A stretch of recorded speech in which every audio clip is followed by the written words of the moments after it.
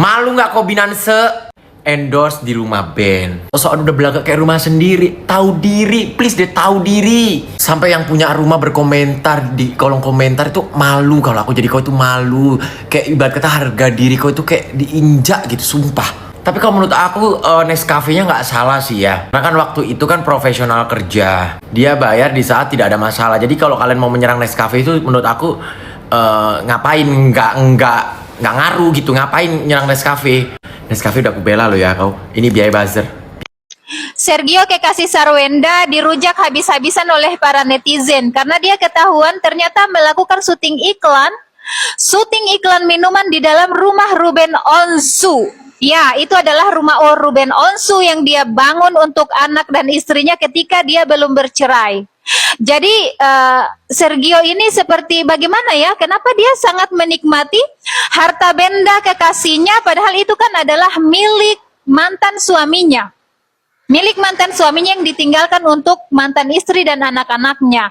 Kalau mungkin seandainya SW ini membeli rumah atau membangun rumah setelah perceraian, itu sah-sah saja kalau kekasih baru atau pasangan baru ikut masuk ke situ dan ikut menikmati. Itu kan didapat setelah perceraian ya.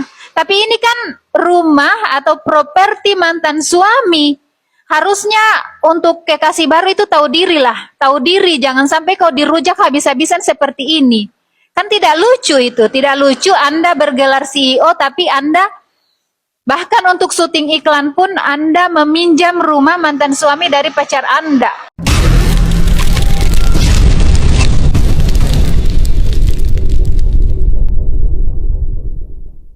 Nih guys, bagaimana pendapat kalian nih? Babak baru dalam perseteruan antara Koko R bersama ex-wife Miss S ya telah memasuki kasus yang begitu krusial banget ya. Tapi bukan bersama Miss S lagi perseteruannya, bukan bersama si satu digit yang adiknya Miss S ini kan pesut penguin bala-bala. Tapi dengan kondonya dari Miss S ini yang CEO 200 juta serabutan grosiran, jual apa aja yang penting kejual, yang proclaimed sebagai owner dari perusahaan fiktif dari lebih 2000 miniatur ya, bahwa Koko R telah resmi menurut berita melaporkan CEO ini atas tindakan tidak baik terhadap anak di bawah umur.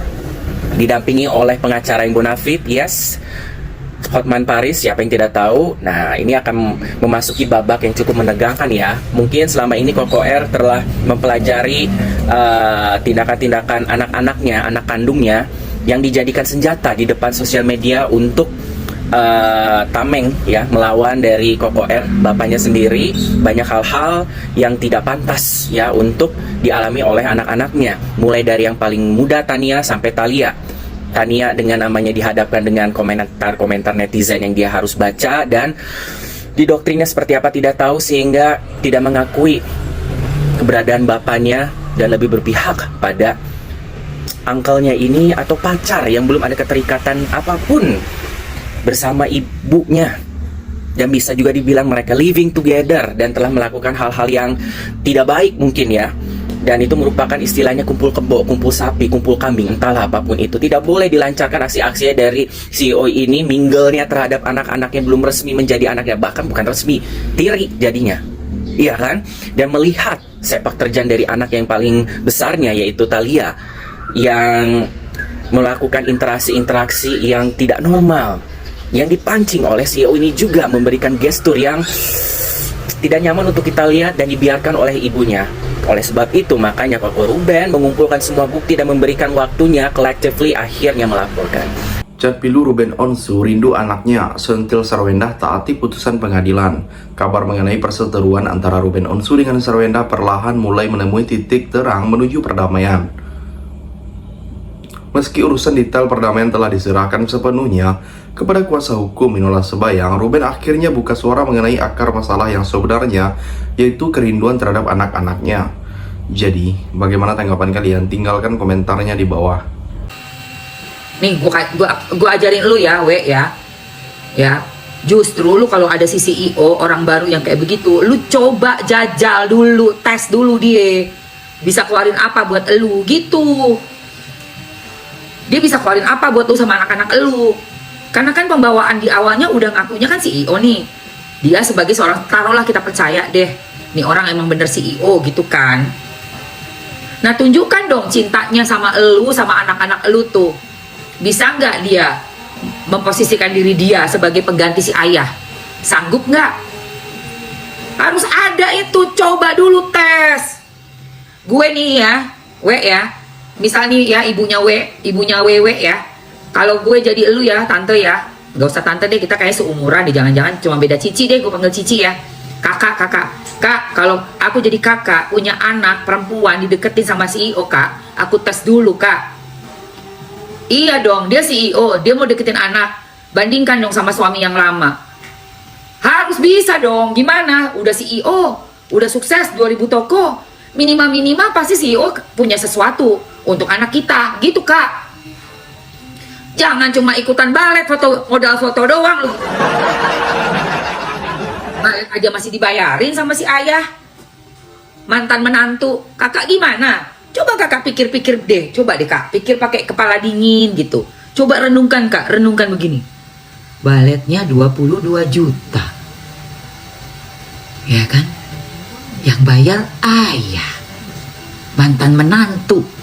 Ini ada calon suami yang katanya segaris nih. Tahtanya segaris katanya. Tahta udah segaris, masa uang balet aja kagak bisa lu bayarin? Lu kan pengen foto di situ sama tuh anak-anak bocil-bocil. Lu lah yang bayarin, lu gimana? Alih-alih memperkeruh suasana, pria berusia 42 tahun ini menegaskan bahwa dirinya hanya ingin mendapatkan hak asuh dan waktu bertemu anak sesuai dengan porsi yang telah ditetapkan oleh pengadilan. Ruben tak menampik bahwa dirinya menginginkan penyelesaian yang baik-baik saja. Puncak kekecewaan Ruben bermuara pada sulitnya ia menghabiskan waktu bersama buah hati, padahal secara hukum pengadilan telah menetapkan aturan pembagian waktu yang sangat jelas. Jadi, bagaimana pendapat kalian? Silahkan tulis komentarnya di bawah. Lucu banget loh, aku tadi lihat VT-nya pacarnya Cici SW ya, yang mungkin dia mau mengiklankan produk kopi Nescafe ya. Yang lucunya itu apa? Dari mulai turun mobil itu dia pakai mobil yang dibeli Ko Ruben untuk kedua anak perempuannya ya. Dan juga dia pakai supir yang digaji oleh Ko Ruben ya. Enak banget kan? Ya kan? Bukan dia yang bayar sendiri, ya kan? Bukan mobilnya dia sendiri, ya kan? Sesudah itu dia pakai rumahnya Ko Ruben yang menjadi harta gono gini dengan mantan istrinya Cici SW, ya. Dan dia masuk ke dalam rumah itu juga udah seperti layaknya rumah dia sendiri, ya. Dengan enak banget gitu dia masuk. Akhirnya dia buka kulkas dan dia ambillah produk yang akan dia iklankan, yaitu kopi Nescafe, ya. Lalu dia duduk di sofa dengan enaknya, bener-bener enak banget, ya. Nah, akhirnya apa? Kamu jadi bahan ejekan para netizen, ya kan? Kenapa netizen jadi berbicara? Ya, karena ya kamu sendiri. Harusnya kalau kamu mendapatkan iklan dari satu brand, iklan untuk dipromosikan, harusnya ya kamu nyewa hotel ya kan? Atau apartemenmu sendiri, atau rumahmu sendiri, ya kan?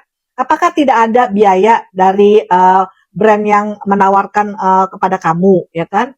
Kan nggak mungkin banget kan, jadi kayaknya kamu nggak mau rugi banget kali ya, sampai kamu pakai rumahnya Ko Ruben untuk iklan kamu itu ya. Nah ya akhirnya jadi begini tuh, kamu jadi bahan ejekan dan berimbas lah, kena ke kopi Nescafe. Akhirnya orang udah nggak mau lagi katanya pakai kopi Nescafe, beralih ke kopi yang lainnya ya kan. Itu semua karena kamu ya, udah tahu lagi masalah seperti ini ya, kamu keluarkan lagi VT ini ya. Saya yakin ini VT lama ya kan, bukan VT baru ya. Tapi kamu lihat kan akhirnya, kasihan kan produk kopi Nescafe jadi kena imbasnya karena kalian berdua itu lagi menjadi sorotan ya, lagi viral dalam masalah ini ya.